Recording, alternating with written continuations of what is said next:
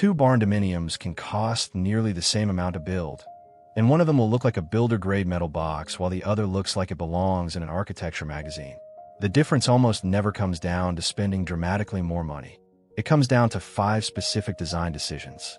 I'm not going to pretend a $130,000 build is going to appraise for $1 million. That's obviously not how real estate valuation works, and I'll be straight with you about that later in this video. What I'm going to show you is how these 5 moves genuinely change the way a modest budget barndominium looks and feels, using strategy instead of a bigger budget. Stay to the end, because the 5th move is the cheapest one on this entire list, and it's the one people skip most often. Before we get into it, if you want your build to actually look intentional instead of accidental, hit subscribe. This is Homes and Haven, and every week I break down the real design and cost strategy behind builds that punch above their budget. Let's get into the 5 moves. Move 1. Simplify the roofline. This is the move that surprises people most, because it's counterintuitive. The single biggest thing that makes a budget home look budget isn't the materials. It's a busy, complicated roofline, and simplifying it is one of the only design moves on this list that actually saves you money instead of costing more. A roofline with multiple competing gables, random dormers, and awkward intersecting planes doesn't read as detailed or custom. It reads as indecisive, and it's almost always a sign of a design that was value engineered piece by piece rather than conceived as one clear idea. High-end architecture, expensive or not, almost always commits to one strong, confident roof form. A clean gable, a bold single slope, a well-proportioned hip, rather than stacking several smaller ideas on top of each other. The honest bonus here is real. Every roof intersection, valley, and additional plane is also a genuine cost and leak risk factor in construction, which we've covered on this channel before in other build breakdowns.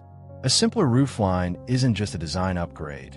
It's very often a straightforward cost savings too, eliminating valleys, complex flashing points, and heavy framing labor, which means this specific move can help fund the other 4 items on this list rather than compete with them for budget. Move 2. Fewer, larger, intentionally placed windows. Window strategy is the 2nd move, and it's a genuine architectural principle, not just a personal preference. A wall with many small, evenly scattered, similarly sized windows reads as purely functional, as though each window was placed to light a specific room and nothing more. A wall with fewer, larger windows, often grouped intentionally rather than spaced uniformly, reads as designed.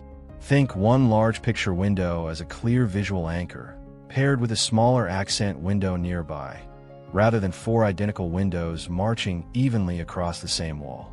Frame color and material genuinely matter here too, and it's a detail worth being specific about. Black or dark bronze window frames, whether that's real black-clad windows or a quality black vinyl option at a lower price point, create strong visual definition against a lighter exterior and read as considerably more current and considered than standard white or mill finish aluminum frames. This is a real, well-documented shift in how modern exteriors are perceived, and it's a genuinely achievable upgrade even within a tight window budget, since the frame finish is a relatively small percentage of a window's total cost, commonly somewhere around 10 to 15% more than a standard white finish, not a dramatic jump. 2 technical realities are worth knowing before you commit to this move, so your builder isn't catching you off guard later. In metal or post-frame construction, a large, wide window cuts through horizontal wall girts or vertical posts, which means engineered header framing and side jack support are required around that opening. A real added cost, commonly somewhere in a range of $400 to $800 per large opening. Not a simple swap from a small window to a big one at the same price. And larger picture windows genuinely increase solar heat gain and thermal loss, which matters both for comfort and for meeting current energy code. Specify high efficiency, low E glass on these larger openings specifically, so your gorgeous new windows don't turn the room they're lighting into a greenhouse every summer afternoon. Move 3. A deliberate material change at a clear line. This move is specifically about breaking up a flat, single material exterior with one intentional, well-executed change, rather than leaving the entire structure as one uninterrupted plane of metal siding. A single, clean material transition, commonly board and batten, or a contrasting siding color meeting a stone, brick, or dark tone base at a defined horizontal line, often around windowsill height or as a lower wainscot, does something a flat, single material wall simply can't. It gives the eye a clear sense of proportion and intention. It signals that a real design decision was made here, not just a budget default applied uniformly across every wall. The honest cost note. This is a genuine added expense, not a free move, and it's worth being upfront about that rather than pretending otherwise. Stone and brick accent material specifically carries a real cost premium over metal siding alone. The budget-conscious version of this move uses the transition strategically rather than everywhere. A stone or brick base only at the entry elevation and the most visible facade, for example, rather than wrapping the entire building, which captures most of the visual impact for a meaningfully smaller portion of the total exterior cost. There's a real building science detail at that transition line that has to be handled correctly, not just aesthetically. Under IRC section R703, any point where you change exterior cladding materials at a horizontal line creates a genuine water intrusion risk, not just a visual seam. Without a continuous Z-flashing or metal drip edge properly integrated into the weather-resistant barrier behind both materials at that exact line, water running down the upper siding will migrate behind the lower material instead of shedding away from the wall, causing hidden rot inside the framing over time. This is a small, inexpensive detail for your builder to get right during installation, and a genuinely expensive one to discover after the fact. Confirm directly that your crew is installing continuous Z-flashing at every horizontal material transition, not just caulking the seam and calling it finished. If this kind of honest, strategy-first breakdown is useful to you, this is exactly what we do every week here on Homes in Haven. So go ahead and subscribe now, so you don't miss the next one. And drop a comment with which of these 5 moves you tackle first. I read every one, and it helps me pick what we cover next. Move 4. One consistent flooring material and a single accent moment inside. This move happens entirely on the inside, and it's arguably the one with the biggest gap between how little it costs and how much it changes the way a home feels when you walk through it. Mixing several different flooring materials from room to room, one type in the living area, a different one in the kitchen, carpet in the bedrooms, a cheap transition strip at every single doorway, is one of the fastest ways to make a home feel visually chopped up and budget-driven, even when every individual material was a reasonable choice on its own. A single, consistent flooring material carried through as much of the main living area as realistically possible does the opposite. It makes a modest square footage feel larger and more continuous, because the eye isn't constantly registering a stopping point at every threshold, and it's genuinely cost-neutral compared to a chopped-up, multi-material approach across the same square footage. There's a real installation detail worth knowing if you're taking this move seriously, especially in a larger, open-concept barndominium layout. Click-lock floating floors, whether luxury vinyl plank or engineered hardwood, have real expansion limits, commonly somewhere between 30 and 50 continuous feet, depending on the manufacturer's specification, before the material needs an intentional break to accommodate seasonal movement. In a large open floor plan, failing to leave hidden expansion gaps under door casings or along perimeter baseboards is a genuine risk, and it can cause the floor to buckle or tint when humidity shifts with the seasons. The fix is simple and invisible once installed. Make sure your flooring installer follows the manufacturer's specified perimeter expansion gaps, hidden under trim, so a single continuous floor across a large footprint stays flat and seamless instead of becoming a callback.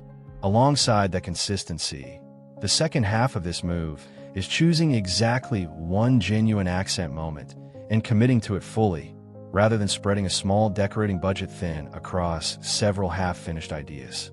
That might be a real wood tongue-and-groove ceiling in the main living area, a bold black kitchen fixture package, or a single statement lighting piece over a dining or island space. High-end interiors very often have one clear moment a photo naturally centers on. A budget-conscious build can absolutely have that same moment.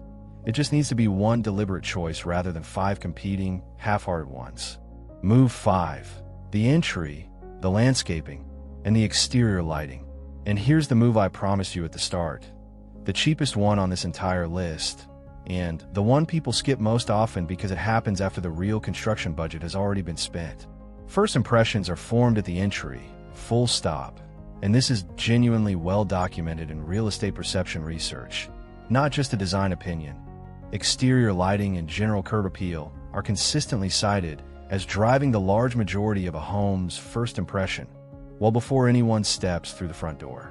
A front door that's proportionally undersized for the home reads as an afterthought, while an oversized or well-proportioned door, even a relatively affordable one, immediately signals intention. This is one of the lowest cost upgrades on this entire list relative to its visual impact, since the price difference between a standard door and a well-proportioned, slightly larger one is genuinely modest in the context of a full build budget. Landscaping is the second half of this move, and it's consistently the most under-budgeted line item on any barndominium build, precisely because it isn't part of the structure itself and gets treated as optional. A defined walkway, even a simple one, clean edging around the foundation instead of bare dirt or patchy grass meeting metal siding directly, and a modest, well-placed planting bed near the entry do more for a home's perceived value than an equivalent amount spent almost anywhere inside the house. This doesn't require an elaborate landscape design. It requires a clear, intentional plan instead of leaving the yard as an afterthought once the construction budget runs out. And exterior lighting is the detail that makes every other move on this list actually visible after dark, which is when a huge share of real estate photos and casual drive-by impressions actually happen. Simple, well-placed uplighting on architectural features, a genuinely well-lit entry rather than a single bare porch light, and warm temperature bulbs rather than harsh cool white security lighting are all inexpensive relative to the rest of a build budget, and they're consistently the last thing anyone thinks to budget for. If there's one thing tying all 5 of these moves together, it's this. None of them are about spending significantly more money across the board. They're about being deliberate with the budget you already have, rather than spreading it evenly and thinly across every single decision. A simplified roofline can genuinely save money. A smarter window strategy redirects budget rather than expanding it, provided you account for the header framing and glass upgrade it requires. A single, well-placed material change, properly flashed, captures most of the visual impact of a full material change for a fraction of the cost. Consistent flooring and one real interior accent moment cost roughly the same as a chopped-up, indecisive version of the same budget, as long as it's installed to the manufacturer's expansion specifications. In the entry, landscaping and lighting are consistently the cheapest line items on this entire list relative to how much they change a first impression. None of this makes a $130,000 build worth $1 million, and I want to end exactly where I started this video. That's not a realistic claim, and any content promising otherwise is selling you a fantasy instead of a strategy. What these 5 moves genuinely deliver is a home that looks like every dollar in it was spent on purpose, and that's a real, achievable, and honestly a far more useful goal than chasing a number that was never actually true to begin with.